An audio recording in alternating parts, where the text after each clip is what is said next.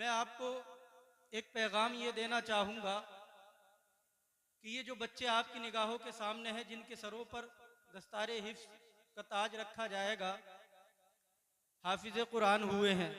इन्होंने अल्लाह के मुक़द्दस कलाम को अपने सीने में महफूज किया है।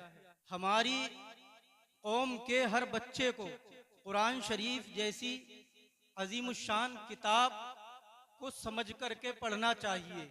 ये हर एक मुसलमान को ये चाहिए कि वो कुरान शरीफ से कनेक्ट हो, कुरान के पैगामात को समझे, कुरान के पैगामात को अपनी ज़िंदगी में शामिल करे, उन पर अमल पैरा हो, तो यकीनन हमारे समाजों में जो बुराइयां परवान चढ़ रही हैं वो खुद ब खुद ख़त्म हो जाएंगी।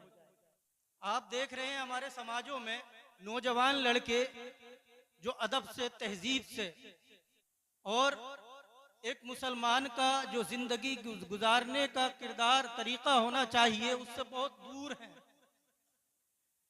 इस दूरी की वजह क्या है? कभी हमने गौर नहीं किया, कभी हमने फिक्र इस तरफ नहीं की। हम लगे रहे अपने कारोबारों में, हम लगे रहे अपने दुकानों में, खेतों में, मकानों में, अपनी जिंदगी को सजाने में, संवारने में। लेकिन जो एक सही समाज स्थापित होता है वो होता है औलाद की सही तरबियत से, जिस तरबियत की जानिब हमारा जहन है ही नहीं। हमने ये तो देखा कि हम अपने बच्चे को आला तालीम दिलाएं, किसी अच्छी एजुकेशन संस्थान में, किसी अच्छी एकेडमी में, किसी अच्छे कॉलेज में, यूनिवर्सिटी में उसको दाखिल करें ताकि वो डॉक्टर बने, इंजीनियर बने, बड़े ओहदों पर फाइज हो, बड़े एग्जाम को क्रैक करे। लेकिन इस दुनिया की चकाचौंध में और कामयाबियों के लालच के अंधेर पर्दों ने हमारी आंखों पर ऐसी पट्टी बांधी कि हम ये भूल गए कि हमें जो दस्तूर हयात अल्लाह की तरफ से हमारे आका मुस्तफ़ा जान रहमत सल्लल्लाहु ताला अलैहि वसल्लम ने दिया है वो मुक़द्दस कुरान है। और ये कुरान इन मदरसों में पढ़ाया जाता है। जब इन मदरसों में आपके बच्चे दाखिल होते हैं और कुरान की तालीम को हासिल करते हैं तो ये उलमाए किराम, ये जनाब हजरत अल्लामा हाफिज असरारुल हक जैसे हुफ्फाज़े किराम और उलमाए किराम ये आपको फिर बताते हैं, आपके बच्चे को वो गाइडलाइंस और वो तरबियत पेश करते हैं कि बेटा मदरसे में आए हो तो कुरान शरीफ को पढ़ने के साथ साथ जब अपने घर जाओगे तो बाप जो कि जन्नत का दरवाजा है उसका अदब व एहतराम करना, उसकी शान में गुस्ताखी ना करना। माँ जिसके कदमों के नीचे अल्लाह ने जन्नत को रखा है, अपनी माँ की कदर करना, अपनी माँ से मोहब्बत करना, ये उलमा है, ये बताते हैं, सही तरबियत करते हैं, एक सही बच्चे को परवान चढ़ाते हैं, उसके जहन को ऐसा बनाते हैं जो वो बच्चा माँ बाप का भी अदब व एहतराम करता है, बड़ों का भी अदब व एहतराम करता है। ये मदरसे में पढ़ने वाले बच्चे हैं जो जनाब इस मुआशरे को सजाने में, संवारने में लग जाते हैं। कंपेयर करो, एक एजुकेशन हासिल करता है वो बच्चा जो स्कूल कॉलेज में गया। मैं ये नहीं कहता कि बच्चों को स्कूल और कॉलेज में मत भेजो, बच्चों को स्कूल कॉलेज से दूर करो, लेकिन मैं ये कहता हूँ कि स्कूलिंग के साथ साथ मदरसों में भेजो। जब स्कूलिंग के साथ साथ मदरसों में आएंगे, स्कूल में वो असरी उलूम और फनून से आरास्ता व पैरास्ता होंगे, लेकिन ये मदरसे हैं जो उनको सही तरबियत दे करके उनके सीनों में कुरान को भी दाखिल करेंगे और उनकी जिंदगियों में इंसानियत का ऐसा पैराहन डाल देंगे कि जब वो रास्तों से गुजरेंगे तो ये एहसास होगा कि ये वो बच्चे हैं जो मुस्तकबिल में मज़हब इस्लाम का अलम भी बुलंद करेंगे और दुनिया में अपने खानदानों का, अपने वालिदैन का नाम भी रोशन करेंगे।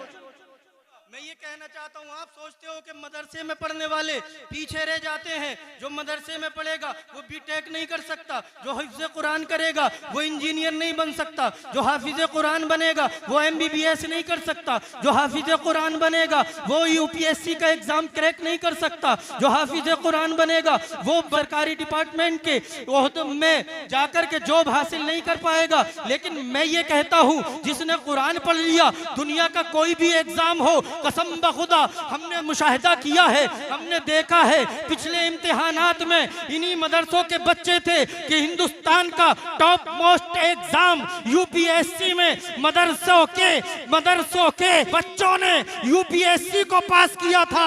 वो आईपीएस और आईएएस बने थे। ये मदरसों में पढ़ने वाले जो अपने सीने में कुरान जैसी अजीम शान किताब को दाखिल कर सकते हैं, तो इन दुनिया की किताबों की हैसियत क्या है? ये दुनिया की किताबें कुरान से बनी है और कुरान इन सब का मजमुआ है। दुनिया के सारे उलूम व फनून कुरान से। आप फिजिक्स पढ़ोगे, बायोलॉजी पढ़ोगे, केमिस्ट्री पढ़ोगे, बॉटनी पढ़ोगे, जनाब अफलाकियात का इसलिए इल्म लोगे, नुजूम सितारों का इल्म पढ़ोगे, तुम जितने भी उलूम व फनून पढ़ोगे, आज की दुनिया में इनको पढ़ाया जाता है। लेकिन आज से 1200-1300 बरस पहले नहीं पढ़ाया जाता था। कोई कॉलेज यूनिवर्सिटी नहीं थी। लेकिन कसम खुदा की ये सारे उलूम व फनून, ये एजुकेशन की तमाम संस्थान, जानते हो इसका जन्म कहाँ से होता है? इसका जन्म होता है मक्कतुल मुकर्रमा से। और मक्कतुल मुकर्रमा वो जगह है जहाँ पर अल्लाह ने अपने महबूब दाने ग़ुयूब हुजूर अहमद मुश्तबा सरकार मोहम्मद मुस्तफ़ा सल्लल्लाहु ताला अलैहि वसल्लम को हजरत अब्दुल्लाह के घर में हजरत आमीना के मुबारक शिकम से जब इस सफ़े गीती पे मेरे नबी तशरीफ लाते हैं और 40 साल की उम्र में जब ऐलान नबूवत फरमा देते हैं, कुरान के नुज़ूल का दौर शुरू होता है। तब शुरू होता है इल्म, तब शुरू होती है शिक्षा, तब शुरू होती है एजुकेशन। कसम खुदा की इन उलमा की बारगाह में जानवे अदब तय करोगे और इनसे पूछोगे तो ये बताएंगे कि यहाँ से शुरू होता है इल्म कि मेरे नबी ने मक्का में हजरत अरकम के घर में जो कॉलेज खोला था, उस कॉलेज में नबी के सहाबा, नबी के स्टूडेंट थे। और ये वो सहाबा थे कि जब इन्होंने मुस्तफ़ा की बारगाह में असहाबे सुफ़ा के चबूतरे पर और हजरत अरकम के घर में इल्म हासिल किया था और सारी दुनिया में जब ये फैले थे, तो इन्होंने इस्लाम के आलम को भी बुलंद किया था और साथ साथ दुनिया को नई नई चीजें और नए नए उलूम व फनून अता किए।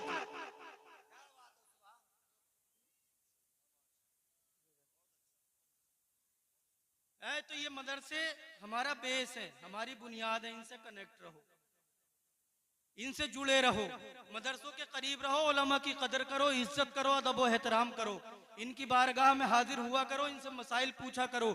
और मैं जो ये कह रहा था कि आपने दुनिया की कामयाबियों के चक्कर में जो सबसे बड़ी चीज मिस की है वो है औलादों की तरबियत। औलाद की तरबियत अगर बनाना चाहते हो तो स्कूलिंग के साथ साथ मदरसों में भी अपने बच्चों को भेजना शुरू कर दो, तो इंशाअल्लाह अज़्ज़वजल आपके बच्चे कोई भी बड़े ओहदे पर फाइज हो जाएं, लेकिन मुस्तफ़ा के गुलाम बन करके रहें। जो मदरसों में पढ़ के जाते हैं कभी भी अपने अकीदे से, रास्ते से, मसलक से हट नहीं सकते। जब उनकी घुट्टी में तुम इस्लाम शामिल कर दोगे, उनकी सही तरबियत कर दोगे, तो वो तुम्हारे लिए यहाँ भी कामयाब है और वहां भी कामयाब है। और सिर्फ यहाँ कामयाब कर दिया ना तो वो छोड़ के चले जाते हैं माँ बाप को, किसी सिटी में जाकर के आशियाना बना लेते हैं। बाप बेचारा बूढ़ा घर के अंदर सिसकियां लेता है, तड़पता रहता है, दीवारों को देख करके अच्छा महल तो बन जाता है, लेकिन दीवारों में उसका दिल नहीं लगता।